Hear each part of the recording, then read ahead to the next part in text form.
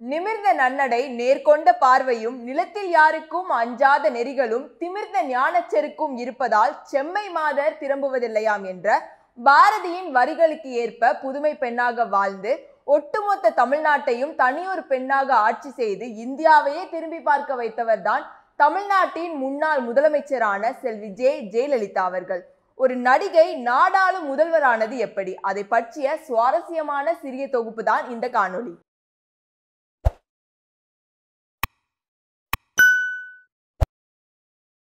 February 24, 1948 அன்னைக்கு மைசூர்ல பிறந்தவங்க தான் ஜெயலலிதா அவர்கள். இவங்களுக்கு 2 வயசா இருக்கும்போது அவங்க அப்பா இறந்துடுறாங்க. அதனால அவங்க அம்மா அவங்கள பெங்களூருக்கு கூட்டிட்டு போறாங்க. அதுக்கப்புறம் தன்னோட பிரைமரி ஸ்கூல்ல பெங்களூர்ல தான் ஜெயலலிதா படிக்க ஆரம்பிக்கிறாங்க. ஜெயலலிதா ஸ்கூல் டேஸ்ல ரொம்ப சுட்டி பொண்ணா இருக்கிறாங்க. அது எந்த அளவுக்கு அப்படின்னா, ஒருக்கா அவங்க ஸ்கூல்ல திவாலி அன்னைக்கு வெறும் ஒரு நாள் தான் லீவ் கொடுத்திருக்காங்க. இதனால ரொம்ப காண்டான ஜெயலலிதா அப்புறம் அவங்களோட ஃப்ரெண்ட்ஸ் எல்லாரும் சேர்ந்து அந்த டீச்சர் தூங்கிட்டு இருக்கும்போது அவங்களோட காலில் ஒரு வீலை கட்டிட்டு டெஸ்க்கு கீழே கிராக்கர்ஸை கொளுத்தி விட்டுட்டு அப்படியே ஓடி போயிட்டாங்களாம். அதுக்கப்புறம் இதை பண்ணது யாரு அப்படின்னு கண்டுபிடிச்சு ஜெயலலிதாவுக்கு 4 பெரம்படியை பனிஷ்மெண்டா கொடுத்திருக்காங்க.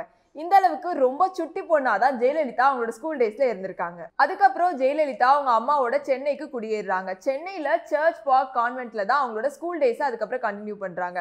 அவங்க ஸ்கூல் படிக்கும் போது அவங்களோட ஸ்கூல்ல அவங்க தான் டாப்பரா இருந்திருக்காங்க. அதுக்கப்புறம் பெஸ்ட் ஸ்டூடெண்டா வேற இருந்திருக்காங்க.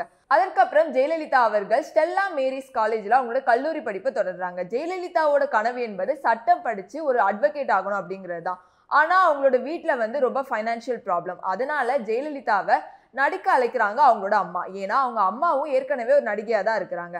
அவங்க அம்மா ரொம்ப கம்பல் பண்ணி கேட்டதுனால சரி அப்படின்னு தன்னோட கனவுகள் எல்லாத்தையுமே துறந்து நடிக்க போறாங்க ஜெயலலிதா அவர்கள். 1964ல சின்னாடா கோமி என்கிற கன்னட திரைப்படத்தின் மூலம் திரையுலகத்திற்கு அறிமுகமாகறாங்க ஜெயலலிதா அவர்கள். அதுக்கப்புறம் 1965ஆம் ஆண்டு வெண்ணிற ஆடை அப்படிங்கிற தமிழ் படத்து மூலமா தமிழ் இண்டஸ்ட்ரிக்குள்ள அறிமுகமாகறாங்க ஜெயலலிதா அவர்கள். அதுக்கு அப்புறம் தான் எம்ஜிஆரோட சேர்ந்து அவங்க நடித்த முதல் திரைப்படமான 1000ல் ஒருவன் திரைப்படம் வெளியாகுது. இதன் மூலமா தான் தமிழக மக்கள் மத்தியில ஜெயலலிதா அவர்கள் ஒரு ஃபெமிலியர் ஃபேஸா மாறுறாங்க. ஜெயலலிதா அவர்களோட 100வது படத்திற்கான பாராட்டு விழாவில் அப்போதைய தமிழ்நாட்டோட முதலமைச்சரா இருந்த கலைஞர் அவர்கள் பங்கு பெறாங்க.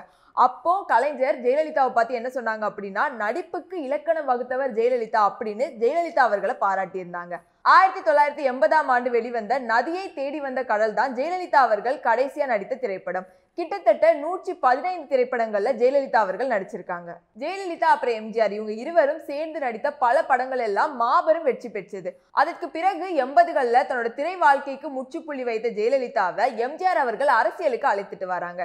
அரசியலுக்கு ஜெயலலிதா அவர்களை பல எதிர்ப்புகளையும் தாண்டி அதிமுகவோட கொள்கை பரப்பு செயலாளரா நியமிக்கிறாரு எம்ஜிஆர் அவர்கள். ஜெயலலிதா அதிமுகவோட கொள்கை பரப்பு செயலாளரா நியமிக்கப்பட்டது தன்னோட பணியை ரொம்ப சிறப்பா செஞ்சுட்டு வந்தாங்க. மாநிலம் முழுவதும் சென்று தன்னோட கட்சியோட கொள்கையை பரப்புனாங்க. எம்ஜிஆர் அவர்கள் உடல் நலக்குறைவால் அமெரிக்கால அட்மிட் ஆயிருந்த அந்த சிச்சுவேஷன்ல கூட ஜெயலலிதா தான் நாடு முழுவதும் சென்று கட்சியை வலுப்படுத்தி பிரச்சாரம் எல்லாம் மேற்கொண்டாங்க.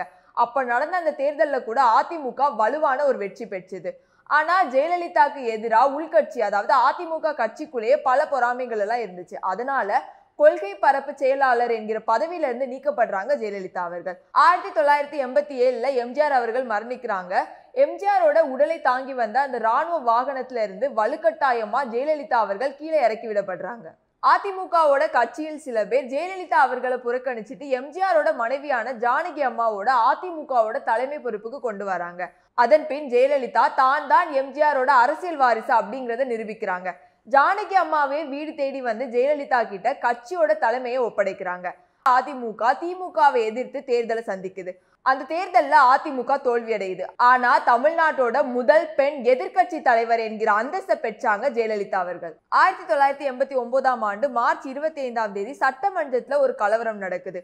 அந்த கலவரத்துல ஜெயலலிதா அவர்களோட சேலை கிழிக்கப்பட்டு தலைவரி கோலத்தோட சட்டமன்றத்துல இருந்து வெளியேறினாங்க ஜெயலலிதா அவர்கள். அதன் பின் சட்டமன்ற கூட்டங்கள்ல பங்கு பெறத தவிர்த்து வந்தாங்க ஜெயலலிதா அவர்கள். நான் அந்த சட்டமன்றத்துல காலடி எடுத்து வைத்தேன் அப்படின்னா முதலமைச்சராதான் காலடி எடுத்து வைப்பேன் அப்படின்னு உறுதியா இருந்தாங்க ஜெயலலிதா அவர்கள். அதற்காக திமுகக்கு எதிரான அரசியலை ரொம்ப வலுவா முன்னெடுத்துட்டு போனாங்க.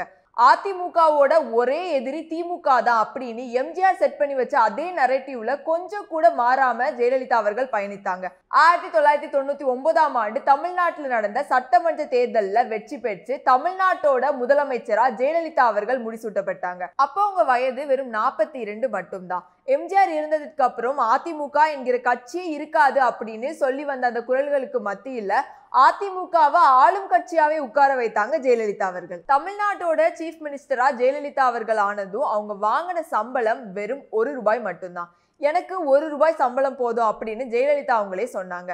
அது மட்டும் இல்லாம காவேரிக்காக உண்ணாவிரதம் இருந்தாங்க. தொட்டில் குழந்தை திட்டத்தை கொண்டு வந்தாங்க. தாலிக்கு தங்கம் போன்ற சிறப்பான திட்டங்களை அவங்க உருவாக்கி கொடுத்தாங்க. அது மட்டும் இல்லாம தமிழ்நாடு முழுக்க மகளிர் காவல் நிலையங்களையுமே ஜெயலலிதா அவர்கள் ஏற்படுத்தினாங்க. தமிழ்நாட்டுல அமலில் இருந்த 69% இடஒதுக்கீடுக்கு உச்ச நீதிமன்ற தீர்ப்பால ஒரு ஆபத்து வந்தப்போ கூட புதிய சட்ட திருத்தம் கொண்டு வந்து அந்த 69% இடஒதுக்கீட்டை பாதுகாத்தாங்க ஜெயலலிதா அவர்கள். அது மட்டும் இல்லாம தமிழ்நாடு முழுக்க லாட்டரி டிக்கெட்டே பேன் பண்ணாங்க.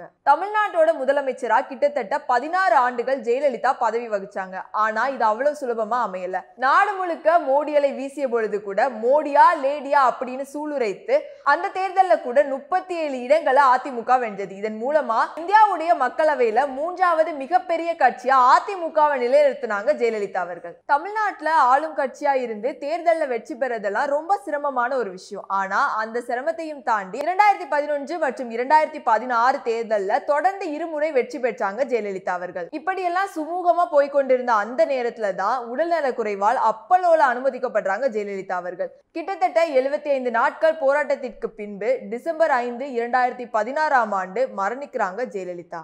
ஜெயலலிதா அவர்கள் இறந்து கிட்டத்தட்ட 7 வருடம் ஆக போகுது. இந்த மாதிரியான வாழ்க்கை கதைகள் எல்லாம் நம்ம வரலாற்று புத்தகங்கள்ல வெறும் கதையா தான் படிச்சுட்டு இருப்போம். ஆனா சமகாலத்துல அப்படி ஒரு வாழ்க்கையை வாழ்ந்து வரலாற்று புத்தகமாக மாறி இருப்பவர் தான் ஜெயலலிதா அவர்கள்.